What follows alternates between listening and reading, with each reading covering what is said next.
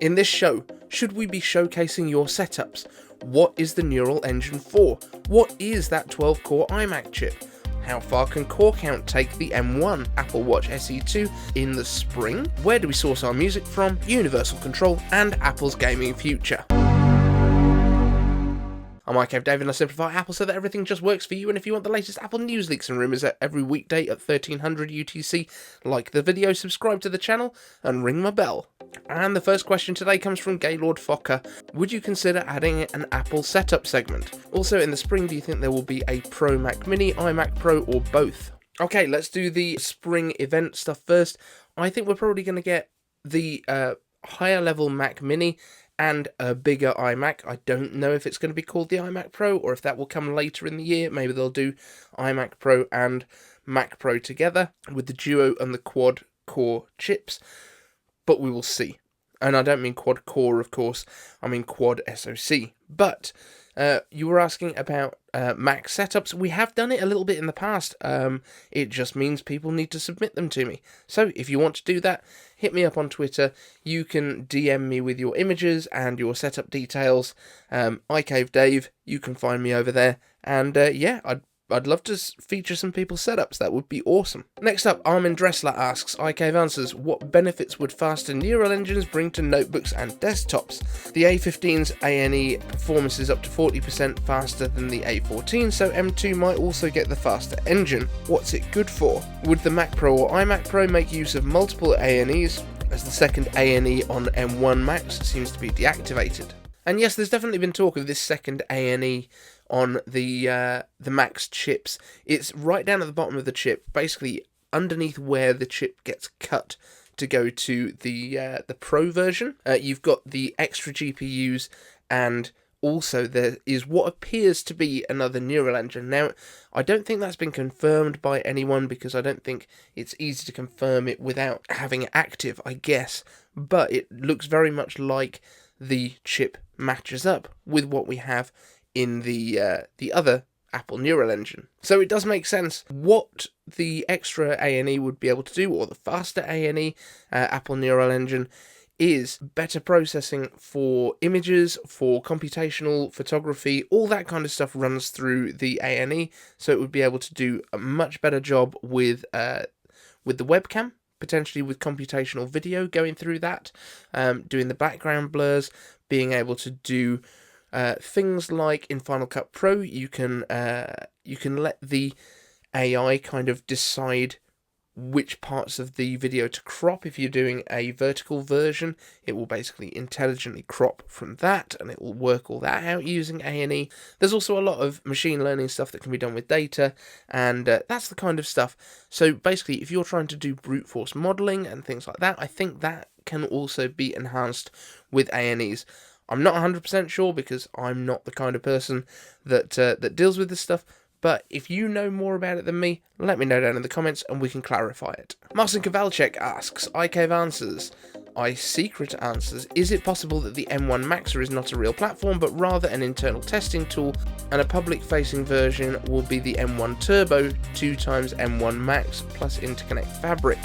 Even adding existing core IP to a chip is a lot of R&D, therefore it looks suspicious. I think everyone has thought we're going to be getting multiple M1 Maxes or M1 Pros kind of smooshed together to make these faster chips, and that's why this 12-core thing made very little sense. However, very soon after we heard anything about this 12-core thing that came completely out of the blue, Mark Gurman hadn't talked about it, nobody else had talked about it apart from Dylan DKT, and very, very quickly after he mentioned it on Twitter, his account has disappeared. Has he been kidnapped by Tim Cook? Is he currently in a dungeon at Apple Park? These are questions that we don't know the answers to. Was there simply a sniper team sent out? We don't know. But Dylan, we hope you're out there. We hope you're okay. If you're good, drop us a DM just to say that, just so we know you're safe. Blink twice if you're being held against your will. But yeah, I definitely think that the way, and I was saying this back in like November last year, that I think Apple would be more likely to put multiple M1s or M1Xs together to build these Pro chips, and I'm pretty sure I was the first one to say it. I just can't find that video anywhere. But yeah, I think that is what it's going to be, and maybe it's just been reduced to 12 for testing.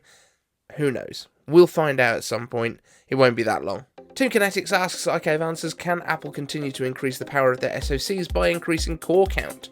To what extent can this strategy be used before the power draw, heat, and therefore fan noise are no longer practical? I think it depends really on the form factor, because you can definitely put a whole bunch of stuff into a big old box and find ways of cooling it. You can have massive heat sinks, you can have a whole bunch of fans, and Apple is great at making fans that run quietly. Even if they are audible, they are really good at reducing the amount of sound that comes out. So I think for a Mac Pro, you could probably bump core count as much as you wanted. I think the 40 core CPU and 128 GPU cores is probably fairly realistic for that. Because you can also spread out those SoCs a little bit more within the body. You don't necessarily have to cram them all right next to each other. You could have them working a lot more like the G5s were when they had the dual CPU models way back in the day, and they were basically on their own daughter boards that were attached into the motherboard. That really allowed the cooling to have its own architecture around it and get as much airflow through as possible.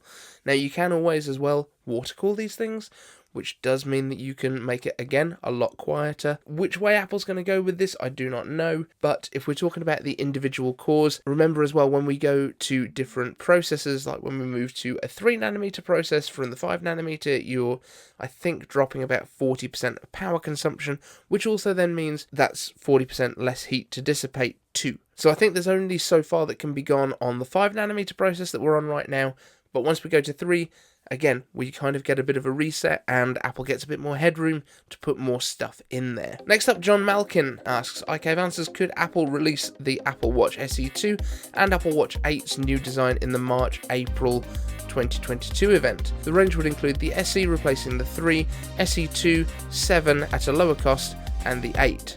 No, I don't think we're going to be getting any watches in March and April. We never get watches at that time of year. There is a possibility that they could do an SE2 that would come in to replace the original SE and maybe drop that down to the price of the 3, but I don't see it happening unless they want to make spring their kind of SE event, and maybe you get your iPhone SE, you get an Apple Watch SE, and they finally rename the iPad nothing to the iPad SE, because that would make far more sense. Do I think it's going to happen though?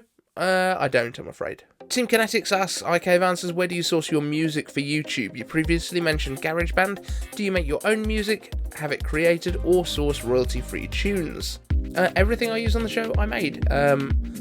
And honestly, I didn't spend much time on it. It wasn't something that was a major deal for me, but it's kind of worked as we've gone on, so I haven't changed it. Yeah, I think like the 2 tracks that we've got probably took me 15 minutes each, just throwing some loops together in GarageBand, and it sounded alright, so I stuck with it.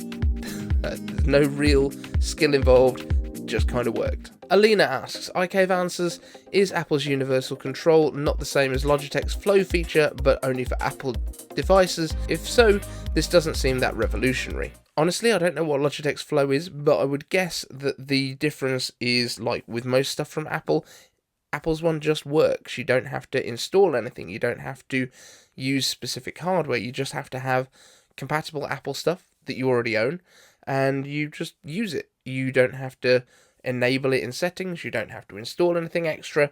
That's kind of the beauty of it, I think.